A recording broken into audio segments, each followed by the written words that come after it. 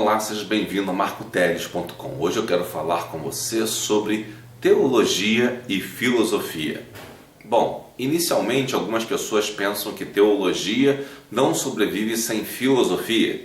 Por outro lado, pode-se dizer também que a teologia não necessita absolutamente de filosofia. Por quê? Porque aqueles que dizem que a teologia depende da filosofia, colocam a filosofia num nível acima da própria teologia, que a teologia é o estudo de Deus e não o estudo da Bíblia com filosofia propriamente dito.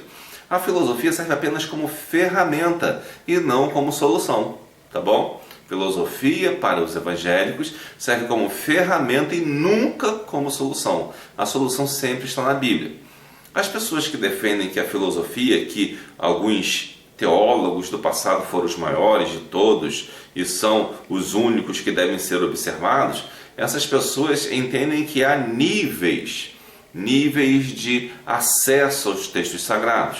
Por exemplo, a pessoa vai primeiro chegar à filosofia, se essa filosofia não resolver, ela vai para os decretos dos seus líderes religiosos. Se os decretos dos líderes religiosos não resolverem, eles vão para a tradição, mais ou menos nessa ordem. A tradição da tal igreja e por aí vai. E por último, quando não sobra mais nada, aí vai para a Bíblia. Por isso que a filosofia não pode ser o alicerce da teologia, porque a filosofia ela está colocada num patamar acima da Bíblia. E muitos desses teólogos antigos que você vai encontrar, eles falam coisas que filosoficamente elas são até próprias, mas biblicamente elas são contraditórias.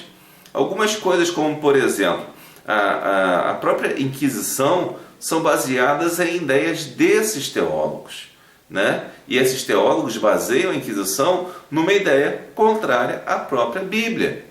Por isso é importante que o livro principal seja a Bíblia. Então a teologia, para aqueles que entendem que a teologia é algo pastoral e não propriamente acadêmico, a teologia, sendo uma teologia pastoral, ela se baseia na Bíblia Sagrada. Ela procura evidências na própria Bíblia e não procura evidências nos raciocínios. Os raciocínios servem para você verificar as formas de raciocínio, outros discursos, servem para verificar se você chegou à conclusão correta e se outros chegaram à mesma conclusão que você. Para que você tem comentários, por exemplo? Vários teólogos escrevem comentários bíblicos. E algumas pessoas agem erradamente lendo a Bíblia com um comentário do lado. Não, você não pode fazer isso. Elas pensam que vou interpretar a Bíblia porque estou com um comentário melhor do fulano, do ciclano, do beltrano. Não. Você deve ler a Bíblia e entender a Bíblia. Ler o mesmo texto até entender. Quando você entender, você verifica e anota o que você entendeu. Aí depois você vai procurar nos comentários e vai ver se bate com o que você entendeu. E você vai se espantar, porque se você usar o método certo de análise bíblica, vai bater com a interpretação dos melhores comentaristas. Você encontrará uma coerência entre a sua interpretação pessoal e a interpretação dos comentaristas mais confiáveis. Por quê? Porque o que nos faz pensar teologia é a Bíblia Sagrada e não a filosofia. E às vezes nós estamos perdendo tempo pensando que a filosofia ela é algo que está acima e é prévio à Bíblia Sagrada. Não! Quando Jesus morreu na cruz do Calvário, foi rasgado o véu do templo, que simbolizava a separação entre Deus e os homens. O sacerdócio em si, ele simboliza uma separação entre os homens e Deus, porque o sacerdote seria o mediador. Em Cristo, todos nós somos sacerdotes e Deus e Cristo é o próprio sumo sacerdote. Portanto, temos acesso direto às Escrituras e acesso direto a Deus. Não precisamos de sacerdotes. Por isso que é necessário para alguns o uso da filosofia antes da Bíblia. Porque com a filosofia se faz sacerdote. Agora, só com a Bíblia não se faz sacerdote. Se você usa a Bíblia somente, ninguém conseguirá ser sacerdote, porque o seu irmão poderá verificar o que você diz. Ele poderá até errar, mas ele poderá verificar e você poderá mostrar para ele por que você pensa assim.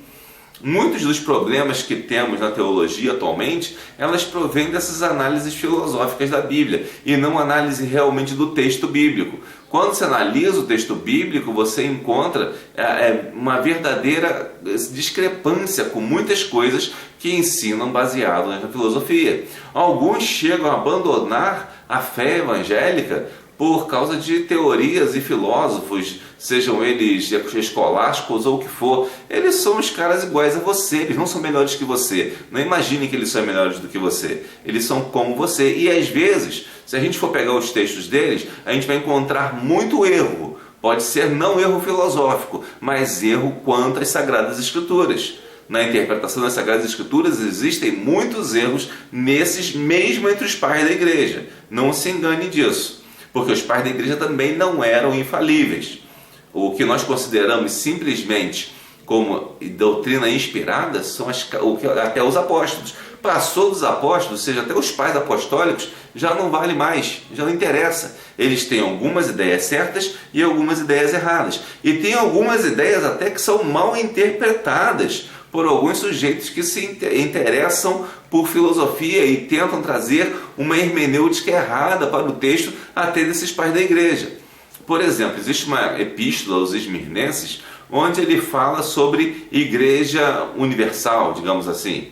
E quando ele diz igreja universal, alguns interpretam que é uma igreja específica. Só que quando você pega o contexto da epístola, você vê que esse pai da igreja, ele está falando da igreja como corpo de Cristo espalhado pela terra, e não de uma instituição propriamente dita. Então, quando você pega aquilo e vê que ali há um erro, e às vezes nem mesmo daquele pai da igreja, mas do filósofo que fez a interpretação daquilo, do sacerdote filósofo que fez aquela interpretação, então há um erro dentro da filosofia quando ela é colocada para interpretar a Bíblia. Na verdade, a Bíblia serve para interpretar todas as coisas e nada serve para ser luz sobre a Bíblia. A Bíblia é que lança luz sobre a nossa vida e sobre as outras coisas, mas não filósofos, sejam eles quem for, ou filosofia lança luz sobre a Bíblia. Na verdade, a filosofia serve de uma ferramenta, assim como um martelo serve de ferramenta, um prego ou qualquer outra coisa. Vai servir simplesmente de uma ferramenta intelectual para você avaliar determinadas coisas, determinadas situações e determinadas afirmações que façam. Mas, dentre servir para avaliar coisas, e entre outro caminho, em ser a luz acima da Bíblia, que dá o conhecimento da Bíblia, está uma coisa totalmente diferente. Porque quando você coloca a filosofia como principal acima das Sagradas Escrituras, você está colocando a filosofia no lugar do Espírito Santo. Porque a Bíblia diz que o Espírito Santo é quem nos convence do pecado, da justiça e do juízo. Então nós não podemos colocar a filosofia no lugar do Espírito Santo, pois senão estaremos recusando o próprio Jesus e estaremos aprendendo coisas erradas, certo? Então, não vou discutir aqui erros de filósofos, isso e aquilo. Só quero deixar você alertado. Não caia nessa conversa de que os grandes teólogos ou os grandes filósofos foram só uns sujeitos ou outros que são, de determinada forma, sacerdotes, né? Não caia nessa, porque sacerdotes erram. Os sacerdotes judeus erraram. Por isso que Jesus, quando você lê a carta aos Hebreus, ele deixa bem claro que acabaram ali os sacerdócios. E acabaram os sacerdócios e todos nós nos tornamos sacerdotes.